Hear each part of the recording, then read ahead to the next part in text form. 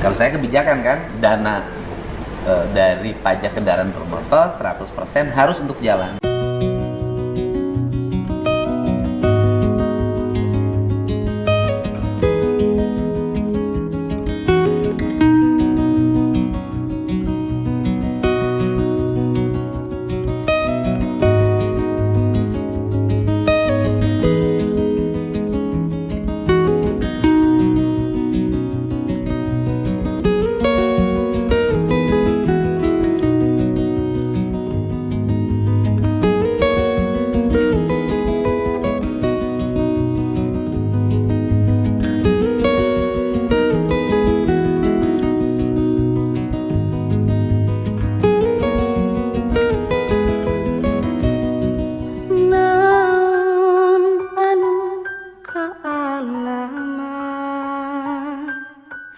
Jalan hirup rak lakonan rahayu panuntun indung ngadekeun lembur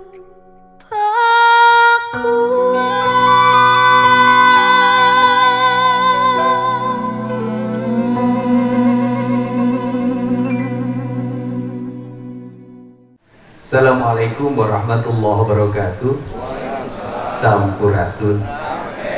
Yang saya hormati, saya muliakan, dan saya banggakan orang tua kita semua, Menteri Dalam Negeri Republik Indonesia, sudah sampai ke tepuk tangan. Kenapa disebut orang tua? Karena posisi Pak Mendagri selama ini memposisikan diri sebagai orang tua, selalu mengayomi, memberikan saran, memberikan arahan. Dan yang paling utama, barangkali sepanjang hidup saya menjadi birokrat sejak zaman wakil bupati, baru ada Mendagri, WA dijawab, surat-surat dari kabupaten hanya dalam waktu 1 jam itu sudah balik dalam bentuk tanda tangan. Zaman dulu kalau ingin dapat surat dari Mendagri muter, Pak. Bisa berbulan-bulan itu, bisa bolak-balik harus bawa amplop coklat. Dulu, sekarang enggak. Yang saya hormati para dirjen yang hadir mendampingi, yang selalu support terhadap pembangunan di daerah. Saya hormati Pak Wakil Gubernur, para Pak Sekda, para Bupati, Wali Kota, yang hari ini ada Bupati bahagia dengan tingkat pendapatan yang tinggi, ada Bupati menderita dengan tingkat pendapatan yang rendah. Tapi bahagia dan menderita bedanya tipis. Yang penting ketika ketemu saya semuanya ceria. Dan seluruh bupati ini dari sisi karakter dan lingkungan sudah tidak punya harapan. Walaupun punya jabatan, nanti ada kebijakan-kebijakan dari Pak Mendagri yang mensejahterakan, tetap saja seluruh pendapatannya kembali ke kantong istri.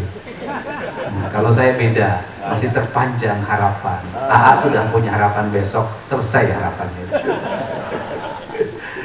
Kemudian juga hadir para pejabat eselon 2 dari provinsi maupun kabupaten kota, saya ucapkan terima kasih.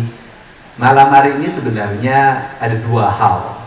Satu, malam pencerahan bagi kita semua karena mendapat arahan kebijakan yang harus dilakukan kita hari ini dalam upaya mengaktualisasikan diri, mengoptimalisasikan seluruh potensi, baik potensi pemimpin maupun potensi masyarakat serta potensi sumber daya alam dan lingkungan yang ada di Jawa Barat.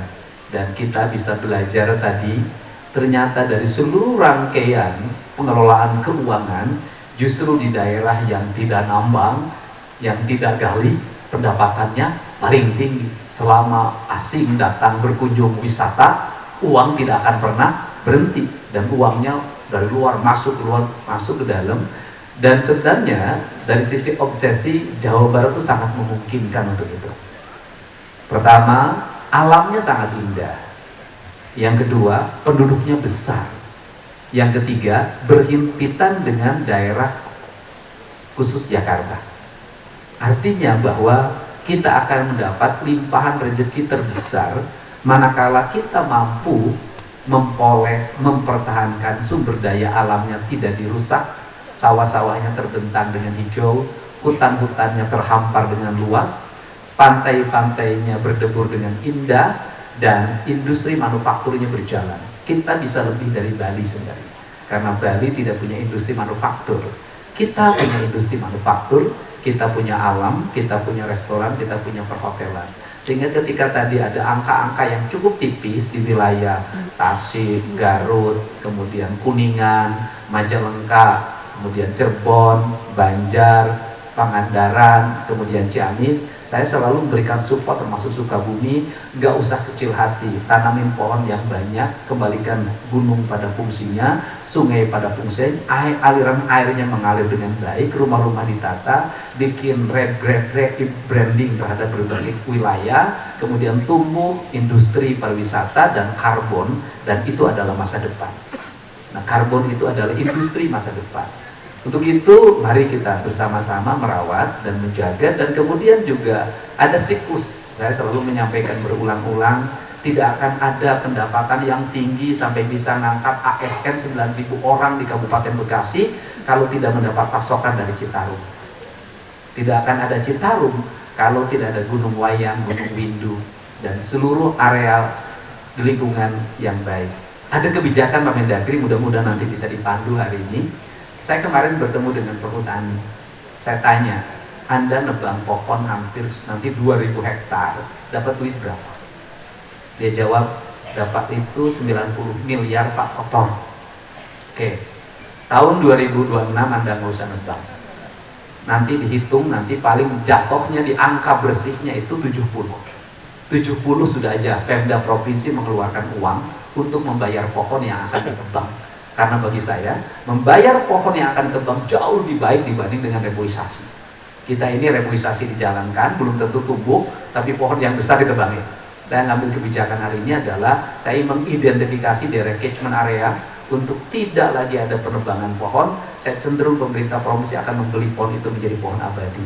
Karena bagi saya, bukan hanya ekonomi karbon, tetapi juga aspek mata air, dan sebenarnya industri pariwisata bisa tumbuh dengan baik dengan mengelola itu.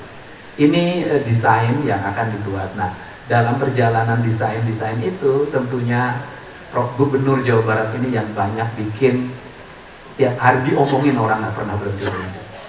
Dari mulai barak, kemudian jam sekolah, kemudian terakhir adalah saya menambah kuota untuk penerimaan siswa di sekolah negeri itu hampir 42.000 orang. Dan orang berargumentasi itu mematikan sekolah swasta. Padahal di data yang saya baca justru sekolah swasta itu mengalami penurunan dari tahun ke tahun jumlah murid. Tetapi di tahun ini justru sekolah SMA swasta juga naik. Artinya bahwa apa yang terjadi di Jawa Barat hari ini adalah kesadaran orang untuk bersekolah semakin meningkat. Walaupun sudah diserap tambahan hampir 42.000 di sekolah negeri, tetap yang sekolah di sekolah-sekolah dengan tujuan tertentu itu masih tinggi. Dan ingat, di Jawa Barat ada sekolah swasta yang uang masuknya saja, saya dengar itu kemarin, itu hampir berapa tuh, 15 juta berapa, dan uang bulanannya sangat mahal, tetapi sekolahnya sudah tutup sebelum orang dibuka. Artinya daya dukung kelas menengah untuk sekolah di sekolah swasta favorit semakin tinggi, belum boarding school. Ini yang terjadi.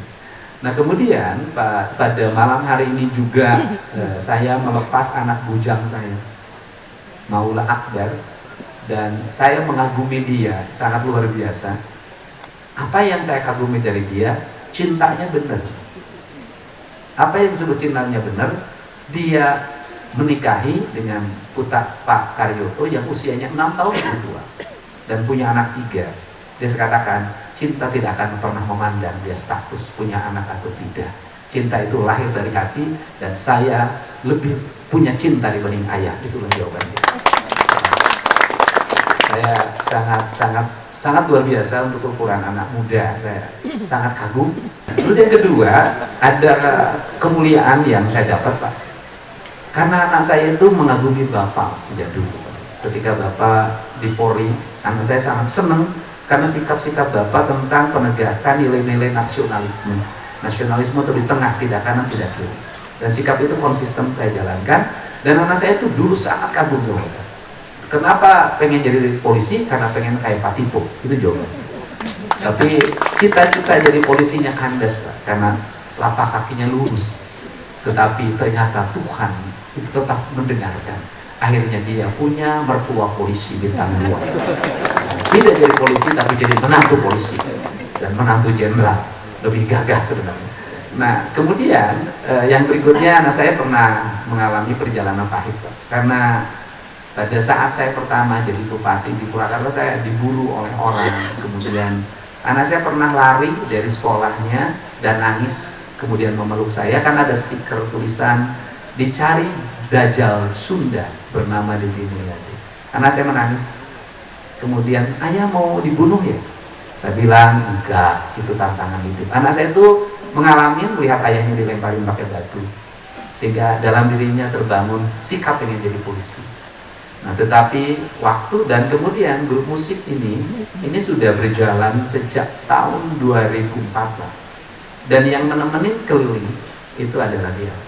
Jadi lagu tadi itu melambangkan bagaimana dia berkeliling mengikuti pematang sawah, melewati gunung-gunung, dan pulangnya selalu jam 3, jam 2 dalam usia SD dan SMP. Jadi sekolahnya jarang masuk karena tiap hari dia katakan kalau ditanya, saya kan sudah punya guru bapak saya.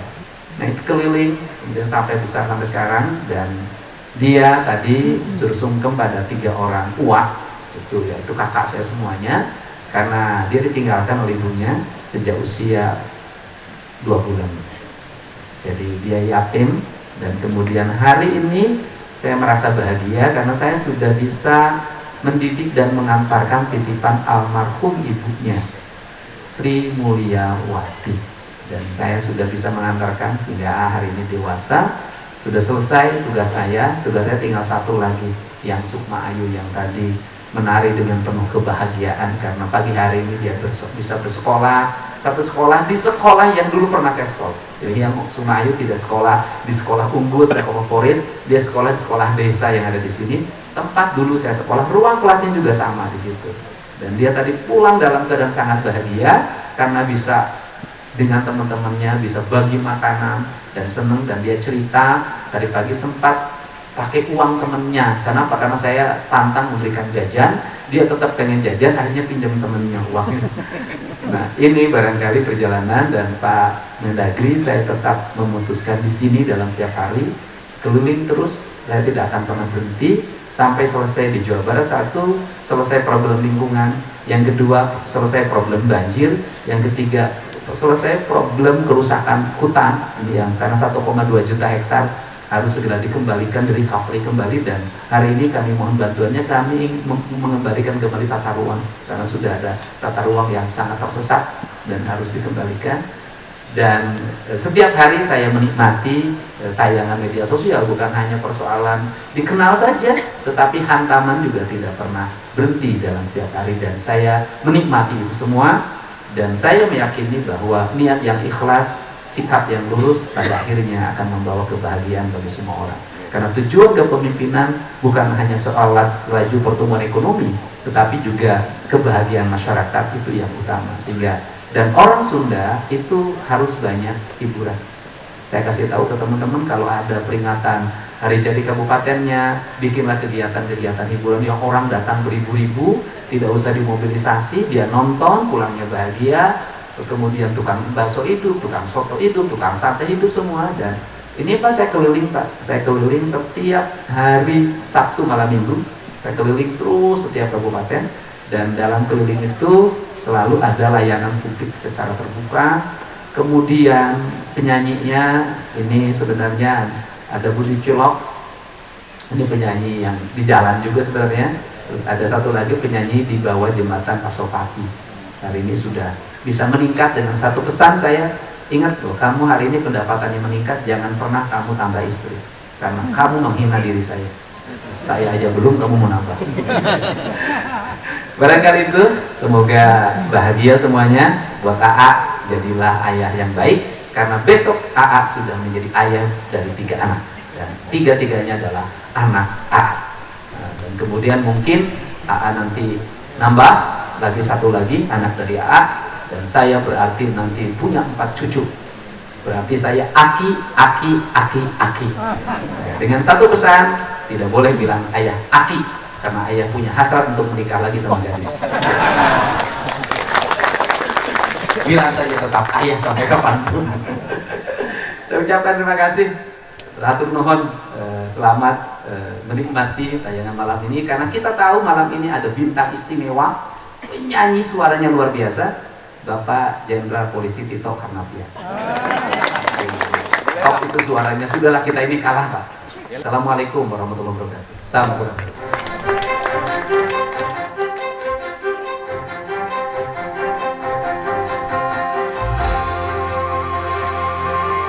Saya baru tahu ada SOP di sini tanpa MC langsung masuk. Efisiensi. Terima kasih. Assalamualaikum warahmatullahi wabarakatuh. Sampurasun. Ya, Kang Dedi, Pak Gubernur, kemudian Pak Wagub, Pak Sekda, rekan-rekan semua, Bupati, Wali Kota. Juga saya datang sama teman-teman saya dari Kemendagri, ada Pak Irjen, ya, Pak Mahendra ini orang Bali, dia dulu polisi bintang 2 dan pensiun, dan pernah jadi PJ Gubernur Bali 1 tahun setengah. Jadi tadi begitu lihat tadi beliau pikir ini daerah Sunda, cuma campuran antara Sunda dan Bali. Akhirnya beliau jadi terbawa arus juga dari sana. Iya. Ingin pulang kampung, saya bilang ntar dulu, Sabtu masih lama. Ada juga di sini Pak Bahtiar, Dr. Bahtiar, Dirjen Politik Pemerintahan Umum yang ngurusin pemilu biasanya. Dirjen Bangda Pak Dr. Restu Daud. Ya, ini musyawarah perencanaan pembangunan semua beliau. Kita ada pernah jadi gubernur semua 2-3 kali. Ada Pak Dr. Akmal Malik, Dirjen Oda, Otonomi Daerah nih, tadi urusan-urusan yang mutasi-mutasi tadi ya. Kalau lama-lama salahin beliau, jangan saya salah. Karena kalau di saya biasanya nggak lama-lama, dia lebih dari 24 jam, sudah selesai. Kemudian juga ada tadi Pak Maulid, Sekretaris Dirjen Keuangan Daerah, termasuk ngurusin nanti masalah tadi apa namanya itu, belanja tidak terduga dan kita mikirkan untuk bagaimana meningkatkan kesejahteraan, aturan dan kesejahteraan pada daerah. Kita punya konsepnya. Tinggal gimana Kang Dedi nanti komunikasi sama asosiasi bupati dan wali kota ya. Biar rame-rame. Dirjennya lagi PJ Gubernur Papua. Minggu lalu saya baru lantik. Iya. Karena yang lain sudah jalan, Papua baru mau pertandingan 6 Agustus. Telat sudah gitu. Kemudian ada juga sebenarnya tempatnya Akang dari Purwakarta. Tapi sembunyi itu Kang Apep. Ada PJ-nya. PJ Bupati Purwakarta mana itu? Pak Beni. Jangan sembunyi Pak Beni. Kayaknya ada kesalahan sama Pak Kang Dedi kayaknya. Iya, beliau tahun lebih jadi. CS-nya Pak Norman tuh. Bapak Ibu sekalian, saya merasa terhormat malam ini saya hadir sebetulnya mau informal ngobrol-ngobrol dengan Kang Dedi. Biasa, saya sering sekali WA sama beliau, sering sekali. Tiap minggu rasanya hampir pasti ada. Dan kadang-kadang ringan-ringan beliau cerita, tapi paling banyak beliau kirim-kirim forward dari Pak Bupati, Wali Kota, urusan mutasi. Dan saya selesaikan cepat. Termasuk cerita Bu Shirley lah. Nah, termasuk cerita Bu Shirley. Saya bilang kunjungan balasannya dong ke sana. Siapa tahu nanti bisa jadi juga itu kan. Tapi kayaknya kan saya curiga kalau akan jadi ke sana banyak cemburu di sini kan. Banyak patah hati nanti ke Jawa Barat tuh. Jadi hati-hati kan. Tapi ya rupanya ada acara yang lain. Saya juga tadi baru tahu, yaitu beliau malamnya malam besar buat beliau. Besok beliau akan bantu dan anak pertama lagi. Saya doakan akan bukan hanya pada belum mempelai sakinah mau ada warohah, tapi yang paling penting bagi Akang sendiri bisa cepat jadi aki-aki gitu, supaya gak edit lagi. Kemudian tadi kita sudah bahas banyak mengenai bagaimana pembangunan di Jawa Barat. Ya intinya kita tahulah Jawa Barat ini hebat sebetulnya. Cuma kadang-kadang kita nggak mau melihat. Kita kalau melihat diri kita dari luar sebetulnya. Nah, kalau orang luar tuh lihat Jawa Barat ini luar biasa. Alamnya aduh Bukan kan mungkin tahu nggak kalau seandainya di Jazirah Arab itu adalah jazirah yang tidak memiliki sungai. Di situ ada negara Saudi, ada negara Jordan di sana, ada negara Yaman, ada Bahrain, ada United Arab Emirates, ada Oman, ada Qatar, tidak ada sungai. Di sini mereka datang ke sini sangat suka. Kenapa? Karena banyak sungai-sungai yang mengalir deras. Belum lagi gunung-gunungnya. Ya. Kita bandinginlah dengan Singapura. Singapura tuh yang paling tinggi bukitnya paling 300-400 meter, namanya Bukit Timah. Bayangin mereka, saya bawa tamu dari sana ke Bandung. Mereka terperangah dan senang sekali. Cuma perjalanan sebentar, sudah melihat gunung, melihat sungai, hijau semua. Daerah itu hijau. Jadi kalau bicara alam, saya kira luar biasa. Banyak yang belum dieksploitasi saja. Ini yang melebihi Bali. Kemudian yang kedua, ya dari segi sumber daya manusia tadi sudah sampaikan. Sadar ya, kalau Jawa Barat itu penduduknya provinsi paling banyak populasinya se-Indonesia. Dan dari populasi itu hampir 70% adalah usia produktif. Ini modal lagi yang belum maksimal dikerjakan. Nah, intinya untuk ini bisa sukses ya perlu leadership yang kuat. Baik tingkat provinsi, kabupaten kota, tentu dukungan pusat, dan perlu kekompakan. Saya malam ini menyaksikan, tadinya saya nggak menyangka, jujur aja kalau ada bupati wali kota diundang oleh beliau. Saya hanya melihat di YouTube, pernah bupati kumpul. Tapi kali ini saya melihat kumpul dan saya bersyukur kepada Tuhan Yang Maha Kuasa bahwa Jawa Barat ya, kepala daerahnya relatif cukup kompak bupati wali kota. Nggak muji-muji, karena saya pernah dimantau jadi Mendagri. Di beberapa daerah saya datang, saya nggak sebutkan daerahnya, tapi kalau dengan Kang Deddy saya bicara berdua bisa.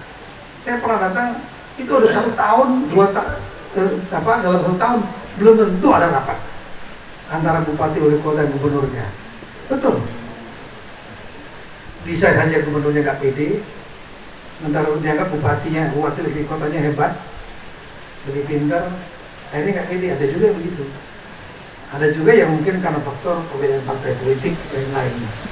Tapi saya melihat sudah berkali-kali, berapa kali Pak Gubernur kumpul, apalagi dalam suasana yang informal. Nah, itulah modal penting menurut saya untuk kekompakan antara provinsi kabupaten ini untuk membuat kekompakan Jawa Barat yang punya potensi luar biasa. Dan ditambah lagi dengan saya salah satu pengagum dari Kang Deddy, karena menurut saya leadership beliau yang kita lihat dengan transparan di medsos, kemudian turun ke bawah, termasuk salah satu yang langka. Dan kemudian saya melihat beliau bukan pemimpin biasa, tapi pemimpin yang selalu berpikir seringkali out of box, yang tidak berpikir rule, tapi berpikir tentang outcome, tujuan. Rule pun kadang-kadang rule yang menyesuaikan outcome itu, dan itu saya suka seperti itu. Jangan kita terkunci kepada rule, tapi salah mengunci diri sendiri. Saya lihat seringkali beliau out of box, seperti beliau misalnya melakukan mengembalikan tata ruang di daerah puncak. Sudah lama kita rapatkan, tapi tidak pernah dieksekusi. Ketika beliau mengeksekusi, saya langsung WA beliau, Kang, saya dukung penuh Kang. Karena dari dulu memang begitu harusnya, untuk mencegah salah satu mengurangi banjir yang ada di Jakarta. Tumpahannya dari sana, dan kembalikan catchment area-nya seperti itu. Tapi untuk melakukan itu, perlu keberanian luar biasa. Karena yang gak happy juga banyak pasti. Yang merintangin juga pasti banyak. Nah, ini dekat-dekat sebenarnya di Jawa Barat punya modal seorang pemimpin yang berani out of box. Dengan beliau berani terbuka, transparan, beliau pasti akan jaga diri. Karena sekali beliau salah, rame nanti, repot. Nah ini saya kira untuk masalah Jawa Barat, saya nggak mau terlalu panjang. Intinya saya berharap dengan ada leadership seperti ini, para bupati dan gubernur pada puncak di Jawa Barat, ini jadi modal penting, kekompakan dan kekuatan leadership. Nah yang berikutnya adalah saya tadi dapat informasi dari Kang Dedi, Pak Gubernur, saya ada S2 S3 Pak, ada S2 S3 itu kan ya. Ya, saya cuma titip aja satu aja. Setiap pemimpin pasti punya warna sendiri. Setiap pemimpin punya gaya karakter sendiri. Tugasnya bawahan itu namanya followers. Follower itu pengikut, yang ikut atasan. Apa yang diinginkan atasan, ya ikuti. Kira-kira seperti itu, sepanjang itu sesuai aturan. Nah, yang kita pelajari selama ini, sekolah di mana aja, bagi teman-teman yang rajin sekolah pasti tahu, pasti belajar ilmu leadership, belajar jadi pemimpin yang baik. Pak Herman udah belajar banyak, pemimpin yang baik. Tapi belum pernah saya temukan ada ilmu followership, menjadi bawahan yang baik. Nah, saya hanya ngasih tip aja, rekan-rekan eselon 2 dan 3 sebagai bawahan. Atasan itu selalu pasti akan pengen juga berhasil. Untuk bisa berhasil, pasti dia membutuhkan bawahan juga yang mendukung dia. Nggak mungkin akan sendiri. Oleh karena itu, bawahan atasan selalu melihat bawahan itu untuk bisa dukung dia melihat dari dua variabel, dua faktor. Yang pertama adalah prestasi loyalitas, yang kedua masalah. Maka nanti akan ada 4 kuadran kelompok bawahan. Yang pertama adalah bawahan yang dia disuruh apa aja beres, berprestasi, loyal dia. Disuruh apa oke, nggak ngomongin jelekin pimpinan di belakang. Itu loyal tuh termasuk. Yang jelekin ya itu nggak loyal. Yang kedua, dia nggak punya masalah pribadinya nggak ada, nggak bikin repot kita, nggak musing pimpinan, dan kemudian nggak ada masalah merusak organisasi juga. Udah orangnya begini pasti dicari. Nggak usah kasak kusuk, bawa sana bawa sini, nggak usah. Pasti pemimpin ingin punya orang yang seperti ini. Nah, kuadran keduanya orang yang dikasih tugas beres, nggak ngomongin pimpinan, disuruh apa aja juga oke, loyal, tapi ada aja masalahnya. Entah masalah pribadi lah, masalah rumah tangga lah, atau mungkin masalah dengan teman-teman kerjanya lah. Ini masih bisa dipakai nih, tapi di tempat tertentu, di waktu tertentu. Nah, yang ketiga ini disuruh kerja, gak beres-beres. Di belakang ngomongin pimpinan, di kantin ngomongin pimpinan jelek-jelek. Tapi di kantor dia nggak bawa masalah, kantor datang terus, apel ada. Gitu. Ini masih boleh dikasih, bagian sekretariat lah, bagian apa surat menyurat itu boleh lah. Tapi tolong jangan sampai yang keempat lah, jangan sampai yang keempat ini. Disuruh kerja nggak beres-beres, di belakang jelekin pimpinan, masalahnya banyak sekali gitu. Entah masalah di rumahnya, masalah di kantor berantem sama teman-temannya. Nah, yang ini masalah duit juga, yang ini rusak. Nah, kalau ini saya sarankan kepada Kang Dedi, kalau mungkin bisa pindah ke mana, ke Fiji ya, Fiji aja lah, atau ke Vanuatu gitu. Akhirnya Papua itu indah Pak, saya pernah Kapolda Papua, itu tempat yang indah. Pindahnya ya ke Fiji aja lah, negara sana tuh. Kira-kira gitu. Jadi sebagai bawahan gitu. Itu yang pertama. Yang kedua, datangan saya di sini, saya jujur nggak menyangka ada acara ini. Saya kagum dengan acara ini karena acara sangat bernuansa budaya yang Sundanis gitu. Di sini juga menjadi refleksi betapa kayanya Indonesia. Dan sering kali kita juga nggak menyadari atau menganggap biasa, take it for granted bahasa Inggrisnya. Cobalah kita bayangkan bandingkan dengan yang lain. Di Singapura itu hanya ada tiga suku bangsa di sana. Keturunan Tionghoa, Melayu dan Tamil. Ya budayanya begitu aja. Budayanya begitu aja, kering. Atau datang ke Australia, di sana orang lokalnya namanya suku Aborigin, yang datang pendatangnya rata-rata orang Inggris. Coba suruh tarik-tarik kayak gini, nggak ada mereka. Paling bisa mabok. Ya, termasuk negara seperti Amerika. Mereka belum punya satu karakter budaya yang dominan. Ya, suku Indian tersingkirkan dulu aslinya. Nah, kita memiliki budaya yang sangat luar biasa dari Aceh sampai Papua. Apa yang kita saksikan malam ini adalah demonstrasi sebenarnya secara tidak sadar, demonstrasi akan kekayaan budaya yang ada di Indonesia. Dan itulah membuat founding father kita, para pendiri negara ini mengakui itu, bahwa kalau kita ingin bersatu, kita harus mengakui keberagaman itu. Keberagaman ini bukan menjadi pembeda bagi kita, jadi justru menjadi pengkaya bagi kita. Masakan rendang bukan lagi dominan sebagai makanan orang Padang, tapi makanan orang Jawa juga. Gado-gado sudah menjadi makanan orang Maluku, orang Papua, dan seterusnya. Bakso sudah bukan orang Betawi lagi, tapi sudah sampai ke Aceh dan di mana-mana. Bagian dari kekayaan kita, kekayaan yang ada di, tinggal sekarang bagaimana caranya kita menjaga warisan budaya itu.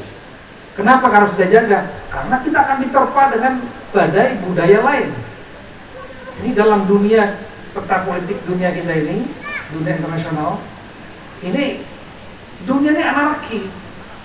Anarki itu artinya seringkali disalahartikan kekerasan, tidak. Anarki itu artinya ketidakteraturan karena tidak adanya satu kekuatan yang mengatur, yang memiliki kekuatan memaksa. Itu anarki. Jadi kalau ada kerusuhan dianggap tidak teratur karena nggak ada yang mengatur. Nah, dunia ini anarki.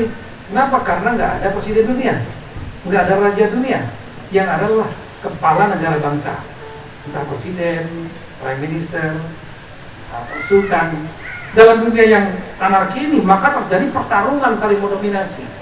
Siapa yang bisa menguasai, maka dia akan mendominasi dan dia mengimpos apapun agendanya. Siapa yang kalah, dia akan terkooptasi dan hilang identitas. Nah, kita melihat salah satu instrumen untuk menguasai, saling menguasai antar negara adalah instrumen budaya. Contoh yang paling gampang aja lah. Kita dengan tidak sadar Hollywood misalnya. Hollywood itu adalah salah satu bentuk infiltrasi dominasi budaya. Coba tanya anak kita yang sekarang, termasuk di tanah Sunda ini, tahu nggak Batman? Mungkin tahu tuh. Saya nggak berani nanya kepada putrinya Pak Gubernur. Tapi saya yakin kalau Batman Superman dia tahu. Coba kita tanya sang Kurian, mungkin nggak tahu anak kita. Tokoh-tokoh yang dulu. Sekarang dinosaurus, Pak. Dinosaurus, Pak, sekarang. Ya itu dia. Kalau lihat produknya Korea, mereka sudah maju dia dengan dominasi budayanya. K-pop, ya, kemudian apalagi drama Korea, ya. Sinetron kita kalah sama mereka. Kita belum nyampe ke arah kemana ke tempat mereka. Mungkin ke Malaysia sama Brunei, ya. Ke Singapura mungkin, ya. Nah, ini menjadi tantangan bagi kita untuk bagaimana kita menjaga budaya kita.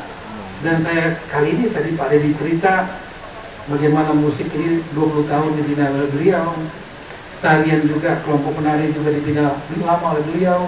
Saya tanya patung buatan sedikit buatan Bali, ternyata enggak, buatan Bandung. Ya itulah kekayaan budaya. Dan saya lihat di sini Pak Gubernur adalah salah satu tokoh penting menurut saya untuk melestarikan budaya Sunda yang harus kita jaga. Kalau enggak nanti akan terinfiltrasi oleh budaya-budaya lain dan hilang identitas. Nah, yang terakhir, ya saya ucapkan selamat kepada Kang Deddy, ya, karena besok ada acara besar. Saya doakan semuanya, kami doakan semua Pak bisa berjalan lancar, ya, dan nanti putra kita bisa menjadi keluarga yang sakinah mawaddah warahmah sampai dengan akhir hayatnya, ya. Dan kita doakan juga secepatnya punya cucu supaya Kang Deddy lebih rajin di rumah gitu. Saya kira itu saja. Terima kasih banyak Kang, terima kasih Bapak sekalian. Selamat, mudah-mudahan malam ini bisa menjadi inspirasi bagi kita semua untuk Jawa Barat yang lebih maju. Assalamualaikum warahmatullahi wabarakatuh. First I was afraid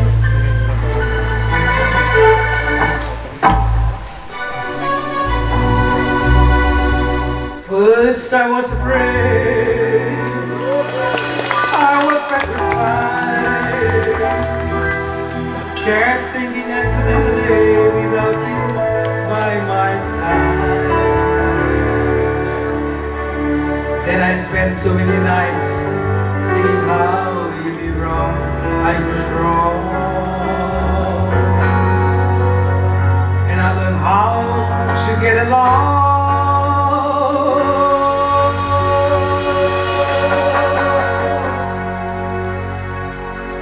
And so you're back from up the pit. I just hope you find you with that sad look upon your face. I should have changed that stupid song. I should have made you key. If I go for just 1 second, she'll be back to where the me. Go now go, walk out the door. Just turn around now. You're not welcome anymore. When you want to try to hurt me, you might think I'm wrong. Lay down and die, no lie, I will survive. Oh, as long as I go out to live, I know I stay alive. I got my life today, I got my life today. I will survive, I will survive. Hey, hey, yeah, what's that?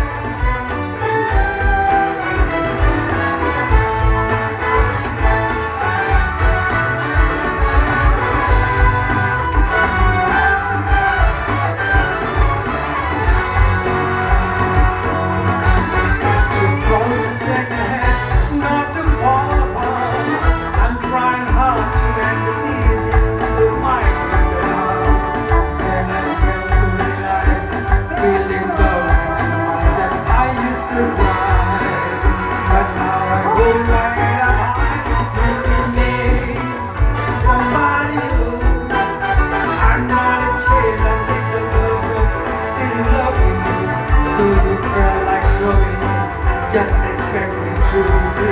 Now I'm sitting all alone for someone to look at me. Go, now go, walk out the door. Just turn around now.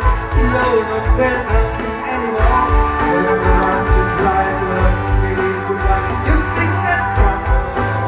You think I'll lay down and die? No, I will survive. Oh, as long as I want to live, I know I stay alive. I'm gonna let my life to be. I'm gonna let my life to be. I will survive. I will survive. Hey, hey, hey.